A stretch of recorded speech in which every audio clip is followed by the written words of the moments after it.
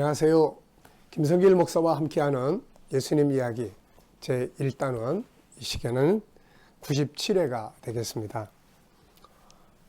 지금 우리가 제5부 십자가에 대한 올바른 이해를 다루고 있습니다. 제1부에서는 구원받아야 될 인간, 멸망하게 된 인간에 대해서, 제2부는 구약에 계시된 구세주 메시아의 역사, 3부는 예수 그리스도, 이분이 바로 메시아 맞는가?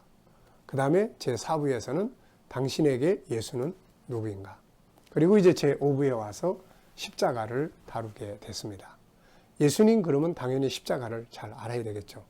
또 십자가 그러면 힘들어, 무거워, 벗고 싶어.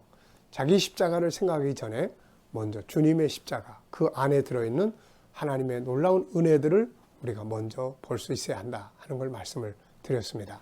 자, 그래서 순서는 1장에서는 소론, 2장에서는 십자가를 유난히 사랑했던 사람 바울.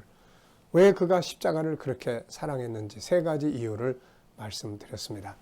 자, 3장은 십자가 속에 있는 아버지의 사랑, 창조의 사랑, 구원의 사랑, 임마누엘의 사랑, 예비하심의 사랑에 대해서 우리가 살펴봤죠. 그리고 4장은 십자가 속에 있는 예수 그리스도의 사랑, 순종, 그리고 사랑, 그리고 헌신, 희생의 헌신, 그리고 아픔, 이런 내용을 우리가 살펴봤습니다. 5장에서는 십자가 위에서 확증된 진리의 말씀들, 그래서 가상 7원, 십자가 위에서 예수님이 하셨던 7마디의 말씀은 3년 동안 이 땅에서 가르쳤던 그분의 복음, 그분의 말씀을 확증시켜주는 사건이었다는 것이었죠. 자, 6장에서는 십자가 속에 들어있는 인간의 가치.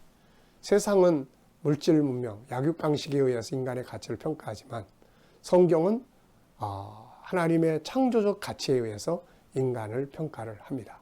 그래서 우리가 세상의 가치에 귀를 기울이지 말고 하나님의 말씀에 귀를 기울여야 된다는 것이죠.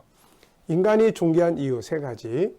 첫째는 존재의 근원, 둘째는 창조의 과정, 세 번째는 창조의 궁극적 목적. 이 세 가지 때문에 인간은 존귀한 것이다. 자, 이제는 제7장, 이 시간에는 제7장을 우리가 살펴보겠습니다. 십자가의 동역자들이 되라. 이제 예수 그리스도의 십자가를 통해서 구원을 받고 그 안에 있는 놀라운 은혜들을 우리 것으로 얻게 되었습니다. 이제는 하나님 나라가 이루어지기까지 이 땅에서 아직도 진행되고 있는 하나님의 사랑의 역사, 인류 구원운동의 역사가 있죠. 이제 이것을 위해서 우리도 이제는 뭔가 좀 참여해야 되지 않을까요? 예수님의 십자가의 은혜에만 머물지 말고 인류를 구원하기 위한 하나님 나라 운동, 그분의 뜻을 이루기 위해서 우리도 뭔가 조금이라도 참여할 수 있어야 그래도 하나님 앞에 나중에 섰을 때 면목이 서지 않겠습니까? 우리가 뭔가 참여해야 될 영역, 이것을 우리는 우리가 져야 될 십자가라고 이야기를 합니다. 십자가 없는 영광은 없는 것이죠. 그래서 우리가 이 십자가를 져야 될 것들이 있습니다. 그래서 이 시간에는 7장은 십자가의 동역자들이 되라는 내용을 정리를 해보려고 합니다.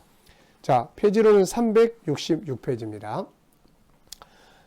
십자가의 동역자들이 되라. 그리고 십자가를 통해서 이루어지는 하나님의 뜻이 있습니다. 자, 첫째, 십자가 안에 있는 하나님의 간절한 소원을 보라. 십자가 안에는 하나님께서 이루고자 하시는 하나님의 간절한 꿈이 있죠. 그것은 바로 인류를 구원하시는 일입니다. 하나님은 그것을 이루시기 위해서 아들을 십자가의 제물로 삼았죠. 그러므로 우리는 십자가를 볼 때마다 하나님은 나만 구원하려고 하신 게 아니라 이 사랑을 모든 인류에게 나눠주길 원하신다. 그렇다면 그 하나님의 소원을 위해서 예수님은 십자가에 죽으셨는데 내가 참여할 부분은 무엇인가? 이것을 생각하는 것이 은혜 받은 자의 마땅한 도리가 되는 것이죠. 십자가 안에는 그 뜻을 이루기 위해서 자신을 버리신 주님의 아픔과 고통이 들어 있습니다. 주님이 십자가에 죽으심은 자기의 욕심을 이루기 위한 것이 아니라 인류를 구원하기 위한 하나님의 뜻을 이루기 위한 헌신이었죠.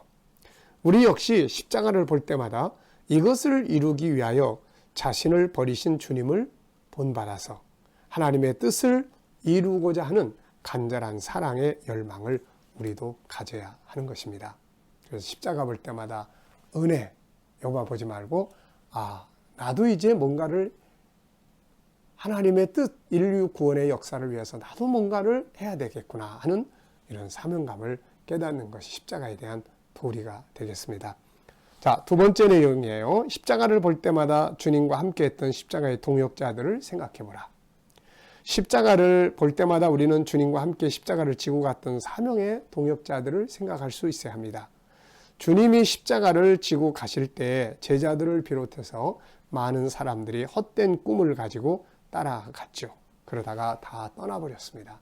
그런데 예수님이 십자가를 지고 가셔서 마침내 하나님의 뜻을 십자가 위에서 다 완성하시기까지 조용히 소리 없이 그 뜻을 이루기 위해서 함께한 헌신자들이 있었어요. 물론 제자들은 아니었습니다. 물론 사도 요한이 나중에 예수님의 어머니를 모심으로써 그 뜻에 함께했지만 대부분의 제자들은 헛꿈, 다윗 왕국의 건설의 꿈, 다윗 왕국 건설되면 나도 한 자리 할 수 있지, 이 생각 가지고 쫓아다니다가 십자가 앞에서 다 떠나버리고 만 것이죠. 십자가를 잘못 알면 우리도 그렇게 되는 거거든요.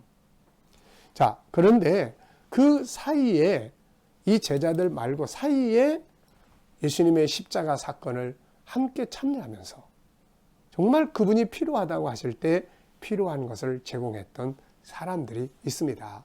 자, 여기 보면 우선 나귀 새끼 주인이 등장을 하죠. 향유를 드린 마리아가 등장을 합니다.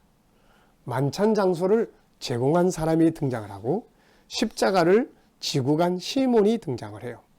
어머니를 담당한 요한이 등장을 하고 시체를 장례한 요셉이 등장을 합니다. 참 멋진 사람들이에요. 이들은 아버지의 뜻을 이루기 위해서 주님과 함께 십자가에 참여한 사람들이 되는 것이죠. 자, 그 다음 페이지 한번 읽어보죠. 우리는 사복음서를 공부하면서 그리고 특별히 주님의 십자가 사건을 통해서 하나님의 계획이 완성되는 과정 속에 많은 사람들이 등장하는 것을 볼 수 있습니다. 12 제자, 수많은 유대 종교의 지도자들, 필요할 때 와서 자신들의 필요한 것만 받고 돌아가는 사람들, 수많은 구경꾼 등등 많은 사람을 보게 됩니다. 그런데 이 같은 와중에도 아무런 조건도 없이 자신들의 어떤 욕심도 없이 주님 앞에 뭘 구하는 것도 없이 무명으로 하나님 나라 운동이 진행될 때 헌신했던 헌신자들이 있었던 거죠. 여러분, 우리가 헌신 이런 말 많이 하는데요. 참된 헌신이라는 게 뭘까요? 그것은 아무런 조건이 없어야 하며 그분이 필요할 때에, 내가 시간이 있을 때가 아니고 그분이 필요한 때에 필요한 시간에 필요한 것을 제공하는 것, 이게 바로 헌신입니다. 네. 자, 그 사람들을 살펴보겠습니다. 첫째, 앞서 다 소개했습니다만은 조금 더 보충해서 설명하죠. 자신의 나귀 새끼를 들여서 주님이 타고 가게 하심으로써 십자가 선지자들의 예언이 성취되게 한 사람. 예수님이 예루살렘 입성할 때 딴 거 타고 가면 안 되잖아요. 그런 메시아가 아닙니다. 선지자들이 그를 예언하기 위해서는 반드시 나귀 새끼를 타고 가야 되는 거죠. 그런데 이 사람이 자기 나귀 새끼를 제공을 했어요. 주님의 장례를 위해서 자신의 한 옥합을 깨어서 쏟아 부은 여인이 있었고, 주님이 그의 제자들과 마지막 유월절을 나눔으로써 구약의 유월절을 신약의 유월절로 바꿀 수 있도록 장소를 제공했던 사람이 있습니다. 주님이 십자가를 지고 가실 때 그를 도와서 십자가를 진 구레네 시몬이 있었고, 사실 이때 이 일을 도와야 했던 제자들은 다 눈에 보이지 않았습니다. 모든 제자들이 도망갔지만 오직 한 사람의 제자가 주님의 십자가 곁에 있다가 주님의 어머니를 담당함으로써 가장 가슴 아픈 문제를 담당해 줬는데 사도 요한이었죠. 이때 주님께서는 하늘 아버지의 뜻을 이루기 위해서 죽으시지만 마음속에는 육신의 어머니에 대한 아픔, 요한은 이것을 담당해 준 것입니다. 여섯 번째입니다. 주님께서 십자가 위에서 돌아가신 후 매달려 있는 주님의 시체를 용기 있게 달라고 하여 자기 무덤에 장사 지냄으로써 하나님의 계획의 마지막 부분을 담당했던 사람이 아리마대 요셉이었습니다. 이들은 모두 조건 없이 하나님의 뜻이 이루어져 갈 때 자신들의 것을 가지고 주님 앞에 헌신함으로써 하나님 나라 운동에 함께했던 진정한 헌신자들이었죠. 이들은 주님께서 가신 그 십자가의 길에 참여했던 사람들이에요. 그 영광에 함께 동참할 사람들입니다. 자, 세 번째, 이제 우리가 십자가의 동역자들이 되어야 되겠죠. 하나님의 간절한 소원인 인류 구원의 역사는 지금도 계속해서 진행되고 있습니다. 지금도 십자가를 지고 주님의 뜻을 완성하기까지 함께 해야 할 많은 동역자들이 필요한 것이죠. 그러나 안타깝게도 주님을 따르는 수많은 사람들은 주님의 뜻을 이루기 위해서 십자가의 동역자가 되기보다는 자기들의 이익을 위해서 쫓아다니고 있는 것이죠. 그래서 자기의 이익이 많은 곳을 찾아다니느라고 여기저기 헤매고 있고, 또 자기의 이익이 줄어들면 떠나버리게 되고, 자기의 이익을 쫓아서 신앙생활이 이루어지고 있는 것이에요. 너무나 안타까운 일이 아닐 수 없습니다.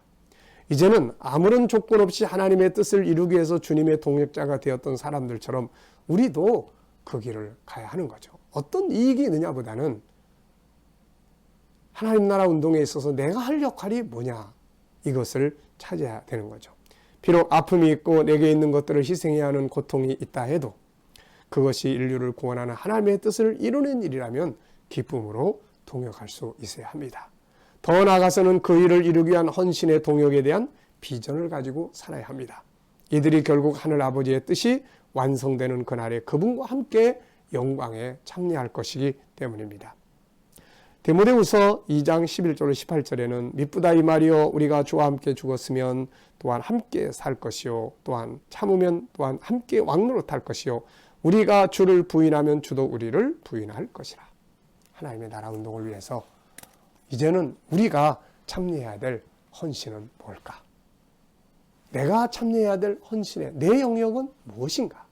이것을 찾아서 그 길을 묵묵하게 갈 수 있는 십자가의 동역자들이 다 되시기를 바랍니다. 이 시간 말씀 여기서 마치겠습니다. 감사합니다.